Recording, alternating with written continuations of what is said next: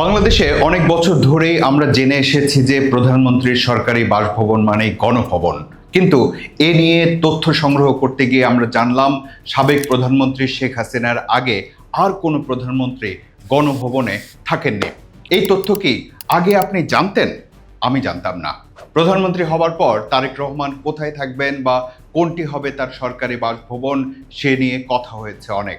কখনো রাষ্ট্রীয় অতিথি ভবন যমুনার কথা শোনা গেছে, কখনো জানা গেছে না তিনি সরকারি বাসভবনে উঠবেন না, ব্যক্তিগত বাসভবন অর্থাৎ গুলশানের 196 নম্বর বাড়িটিতেই তিনি থাকবেন এবং শেষ পর্যন্ত তিনি 196 নম্বর বাড়িটিতেই থাকছেন।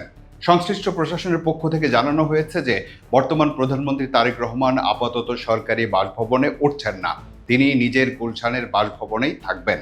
গণভবনের আয়তন ছিল প্রায় 15 একর, আর বর্তমান প্রধানমন্ত্রী যে ব্যক্তিগত বাসভবনে থাকছেন তার আয়তন প্রায় 1.5 বিঘা বলে জানা গেছে।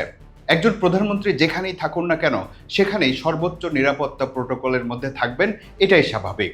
আর সে কারণেই গুলশানের 196 নম্বর বাড়িটিকে বিশেষ শ্রেণীর কেপিআই বা কি পয়েন্ট ইনস্টলেশন হিসেবে ঘোষণা করা হয়েছে। এখানে 3টি প্রশ্ন আমাদের সামনে। প্রশ্ন 1, কেপিআই আসলে কি? প্রশ্ন 2, একটা ব্যক্তিগত বাড়িকে কেপিআই ঘোষণা করার অর্থ কি? প্রশ্ন 3, এর প্রয়োজনই বা হলো কেন? প্রথমেই বুঝে নেওয়া যাক কেপিআই বলতে আসলে কি বোঝায়। বাংলাদেশে কি পয়েন্ট ইনস্টলেশন বা কেপিআই হলো এমন কোনো স্থাপনা বা এলাকা যেটিকে রাষ্ট্রের নিরাপত্তার জন্য বিশেষ গুরুত্বপূর্ণ হিসেবে ঘোষণা করা হয়। এ ধরনের স্থাপনার নিরাপত্তায় অতিরিক্ত ব্যবস্থা নেওয়া যায়। প্রয়োজনে সেখানে পুলিশ, বিশেষায়িত নিরাপত্তা বাহিনী বা অন্যান্য সংস্থা মোতায়েন করা হয়। অনুমতি ছাড়া প্রবেশ বা নিরাপত্তা বিঘ্নিত করার বিরুদ্ধে আইন অনুযায়ী কঠোর ব্যবস্থা নেওয়ার সুযোগও থাকে। অনেকেই মনে করতে পারেন কেপিআই মানেই শুধুই বিদ্যুৎ কেন্দ্র, বিমানবন্দর বা সামরিক স্থাপনা। আসলে তা নয়। যে কোনো স্থাপনা যেটিকে রাষ্ট্র নিরাপত্তার দৃষ্টিকোণ থেকে গুরুত্বপূর্ণ বলে মনে করে সেটিকে প্রয়োজন অনুযায়ী কেপিআই ঘোষণা করা যেতে পারে। বর্তমান প্রধানমন্ত্রী যখন সরকারি কোনো বাসভবনে আপাতত উঠছেন না এবং নিজের বাড়িতেই থাকার সিদ্ধান্ত নিয়েছেন, সেহেতু ওই বাড়িটি কেপিআই এর অন্তর্ভুক্ত হওয়ায় সেখানকার নিরাপত্তা ব্যবস্থা কেমন হতে পারে? গণমাধ্যমে প্রকাশিত তথ্য বলছে নিরাপত্তা তদারকিতে স্পেশাল সিকিউরিটি ফোর্স বা এসএসএফ সমন্বয়ে পৃথক নিরাপত্তা কমিটি গঠন করা হবে। অভ্যন্তরীণ নিরাপত্তায় 24 ঘন্টা দায়িত্ব পালন করবেন প্রেসিডেন্টস গার্ডস রেজিমেন্ট বা পিজিআর সদস্যরা। তাদের সঙ্গে বিশেষ প্রশিক্ষণপ্রাপ্ত পুলিশ সদস্যরাও দায়িত্ব পালন করবেন। এখানেই শেষ নয়। নিরাপত্তা নির্দেশনায় বলা হয়েছে কেপিআই ঘোষিত স্থাপনার সীমানা প্রাচীরের উচ্চতা কমপক্ষে 12 ফুট হবে। এর উপর আরও 3 ফুট ওয়াই আকৃতির কাঁটাতারের বেড়া স্থাপন করতে হবে। এছাড়া নিরাপত্তা ঝুঁকি বিবেচনায় আশেপাশের উঁচু ভবন থেকে নজরদারি, ছবি তোলা বা সম্ভাব্য হামলার ঝুঁকি মূল্যায়ন করে প্রয়োজনীয় ব্যবস্থা নেওয়া হবে। কেপিআই স্থাপনার 150 থেকে 300 মিটারের মধ্যে নতুন কোনো উঁচু ভবন নির্মাণের ক্ষেত্রে সংশ্লিষ্ট কর্তৃপক্ষের কাছ থেকে ছাড়পত্র প্রয়োজন হবে। এমনকি নির্দেশনা অনুযায়ী কেপিআই স্থাপনার 25 মিটারের মধ্যে নতুন কোনো ভবন বা স্থাপনা নির্মাণ করা যাবে না। পাশাপাশি স্থাপনার চারপাশের 5 ফুট এলাকার মধ্যে থাকা বিদ্যুৎ ও টেলিফোনের খুঁটি এবং নিরাপত্তা ঝুঁকি তৈরি করতে পারে এমন গাছপালা অপসারণের ব্যবস্থাও নেওয়া হবে। এখন প্রশ্ন হলো, একটি ব্যক্তিগত বাড়িকে কেন কেপিআই করা হলো?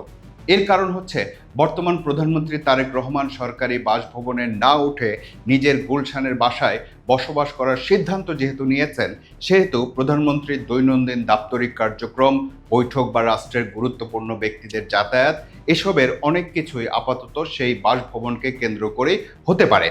ফলে নিরাপত্তার বিষয়টি আর শুধু একটি ব্যক্তিগত বাড়ির মধ্যে সীমাবদ্ধ থাকছে না, এটি রাষ্ট্রের সর্বোচ্চ নির্বাহী পদধারীর নিরাপত্তার সঙ্গেও যুক্ত হয়ে যাচ্ছে।